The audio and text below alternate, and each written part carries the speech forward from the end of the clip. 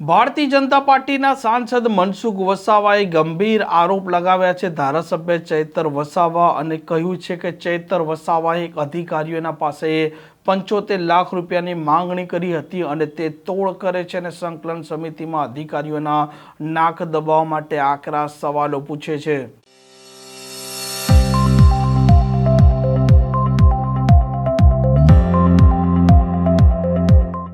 નમસ્કાર, આપ જોઈ રહ્યા છો હોટલાઇન ન્યૂઝ અને હું છું આપણી સાથે તોફિક ગાંચી। નર્મદા જિલ્લાનું જે રાજકારણ છે તે અને ભરૂચનું રાજકારણ ઘણા સમયથી ગરમ ભરેલું છે અને તેનું કારણ છે ધારાસભ્ય ચૈતર વસાવા જે પ્રકારે સંકલન સમિતિમાં અધિકારીઓ પર આરોપ લગાવતા હોય છે। કોન્ટ્રાક્ટરો કામ નથી કરતા પરંતુ રોકડી કરી લે છે અને કેવડિયામાં પણ પીએમ મોદીનો જે કાર્યક્રમ હતો તે કાર્યક્રમને લઈને પણ ધારાસભ્ય ચૈતર વસાવાએ સવાલો ઉપાડ્યા છે અને હવે સાંસદ મનસુખ વસાવા સામે આવ્યા છે અને તેમણે આરોપ લગાવતા કહ્યું છે કે ચૈતર વસાવા અધિકારીઓ છે તેમના પાસે 75 લાખ રૂપિયાની માંગણી કરી તોડ કરી રહ્યા છે, અધિકારીઓના નાક દબાવવા માટે સવાલો પણ પૂછી રહ્યા છે અને તે તોડબાજ છે તેવા તેમના આરોપ છે।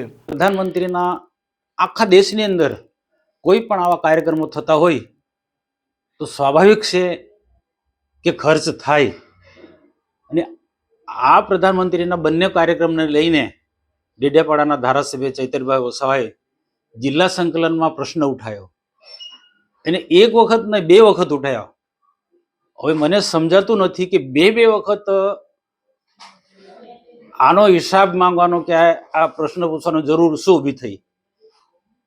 પહેલી વખત એમણે જે હિસાબ જિલ્લા સંકલનમાં માંગ્યો, પ્રશ્ન પૂછ્યો, અધિકારીએ જવાબ આપી દીધો, પણ ત્યાર પછી આજે સ્પષ્ટ કહેવું પડે છે મારે કે એને પ્રશ્ન પૂછ્યા પછી હંમેશા આમની એક ટેવ છે ચૈતરભાઈ ધારાસભ્યને નાક દબાવવાનું અને જે પણ તોડપાણી કરવાની હોય તે કરવાનું। એ રીતના ગરડેશ્વર વિસ્તારની અંદર કેટલાક એવા ખોટા બાંધકામમાં એમને સંકલનમાં પ્રશ્નો પ્રેસ આઉટ કર્યું, પછી કમ મૌન થઈ ગયા। એના પડદા પાછળ શું છે ભાઈ? તમે પ્રશ્ન પકડો તો તેને એને પૂરેપૂરો તમને ન્યાય મળે ત્યાં સુધી એને પકડી રાખો। પ્રશ્ન પૂછે એની સાથે મને કોઈ વાંધો નથી। ધારાસભ્ય કે કોઈ પણ ને ચૂંટાયેલા પ્રતિનિધિને એ અધિકાર છે પ્રશ્ન પૂછવાનો, હિસાબ માંગવાનો, માંગે છે, પણ પ્રશ્ન પૂછવાનો, હિસાબ માંગવાનો અને પછી એના પર તોડપાડી કરવાનો એની સામે મને નારાજગી છે ને આવા લોકોને મારે ખુલ્લા પાડવા પડે। જિલ્લા સંકલનમાં પહેલી વખત જ્યારે પ્રશ્ન પૂછ્યો અને જેના બીજા કે ત્રીજા જ દિવસે નર્મદા જિલ્લા કાર્યપાલક ઇજનેર બાંધકામ વિભાગના એમની પાસે 75 લાખની માંગણી કરી, 75 લાખની માંગણી કરી અને એ અધિકારી ગભરાઈ ગયા કે મારે 75 લાખ રૂપિયા કાઢવા ક્યાંથી।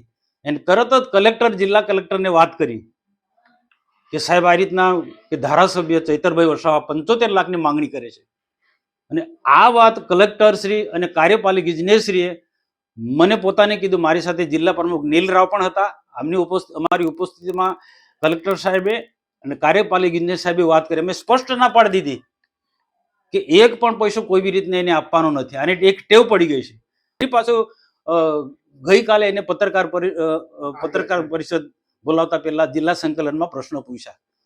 પરમ દિવસે જિલ્લા સંકલનની મિટિંગ પરમ દિવસે ગઈ ને, શનિવારે જિલ્લા સંકલનની સમિતિ 19 તારીખ થઈ, એમાં હું ભરૂચ હતો, એ નર્મદામાં હતા। નર્મદામાં એને આ પ્રશ્ન બીજી વખત પૂછ્યા તો એ બોખલાઈ ગયા છે અને ત્યાર પછી આ ફરી પત્રકારોને અગાઉ પણ માહિતી આપે, ફરી પણ માહિતી આપે છે તેના તે જ પ્રશ્નોને કહું, એની પાસે કોઈ ચોક્કસ જવાબ નથી। આના પરથી હું સ્પષ્ટ કહું છું કે અગાઉ જે અમે જે પત્રકાર પરિષદમાં મેં આમ આદમી પાર્ટીના નેતાઓની વાત કરી તો કોઈનું નામ લીધું નથી, પણ આજે નામ જો કહું છું, એ બોખલાઈ ગયા છે અને એનો અને જવાબદાર કાર્યપાલક ઇજનેરે કલેક્ટરને કીધું, કલેક્ટરે મને કીધું, મારી સાથે જિલ્લા પ્રમુખ નીલરાવ હતા। અમે કહ્યું બે જવાબદાર વ્યક્તિ નથી, અમે જવાબદાર વ્યક્તિ તરીકે અમે તે વખતે પત્રકારોને આ માહિતી આપી હતી। ચોક્કસ બને ત્યાં સુધી અમે તપાસના માર્ગે આગળ વધી રહ્યા હતા, પણ હવે વારંવાર જ્યારે આક્ષેપ મૂકતો હોય ત્યારે મારે ખુલ્લા પાડવાની એને ફરજ છે। અને આજે એમ કહું કે ચૈતર વસાવાએ કાર્યપાલક ઇજનેર બાંધકામ વિભાગ પાસે એને 75 લાખની માંગણી કરી હતી અને આ વાત કાર્યપાલક ઇજનેરે કલેક્ટરને કીધું, કલેક્ટર અમને કીધું હતું।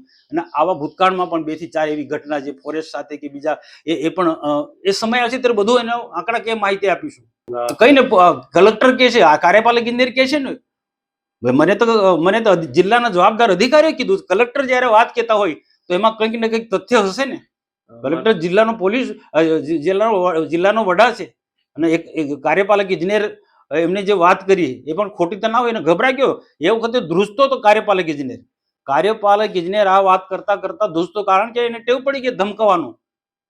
ભૂતકાળમાં અનેક અધિકારીઓને ધમકાયા છે, અનેક કોન્ટ્રાક્ટરોને ધમકાયા. આવો વિડીયો મારી પાસે છે. એટલે સ્વાભાવિક છે કે આવી વાત કરતા પહેલા કોઈ પણ અધિકારી ગભરાય છે. પણ આજે રોકવું તો પડે જ અમારે. એ તો ભાઈ બીજાના મોબાઈલ પરથી કરી શકે ને. આ બધું પ્રશ્ન કરવાની શું ઘડી ઘડીમાં કેવું બદનક્ષીનો દાવો. અરે જાહેર જમીનમાં પડ્યા પછી આવા આક્ષેપ પ્રત્યે આક્ષેપો થતા હોય એને જવાબ આપવો પડે.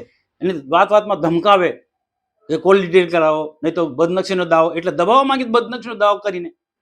બદનક્ષીના દાવાની વાત કરી એમને દબાવવા માંગે છે. ભાઈ અમે તો જવાબદાર વ્યક્તિ છે ને, અમને જવાબદાર અધિકારીએ કહેલી વાત હું કહું છું મીડિયા સમક્ષ. ભાજપના મુરતિયાઓને કામ આપવામાં આવ્યું એ માહિતી યાદી આપે કે કઈ ભાજપની એજન્સીને એને કામ, એ યાદી આપે. મેં તો કીધું ને કે કાર્યપાલક ઇજનેરને એને 75 લાખની વાત કરી હતી અને એ કાર્યપાલક ઇજનેરે જિલ્લા કલેક્ટરને વાત કરી, નર્મદાના કલેક્ટરને. તમે હું કહીશ જે છે તે એ રીતના એ પણ કે ને કે કઈ ભાજપની એજન્સીને આ કામ મળ્યું છે. આ પ્રકારના સમાચાર માટે હોટલાઇન ન્યૂઝની આ ચેનલને લાઇક, શેર અને સબસ્ક્રાઇબ કરવાનું ભૂલતા નહીં. નમસ્કાર. આવા પ્રકારના વિડીયો તમને જોવા ગમતા હોય તો હોટલાઇન ન્યૂઝ ચેનલને લાઇક, શેર અને સબસ્ક્રાઇબ કરો.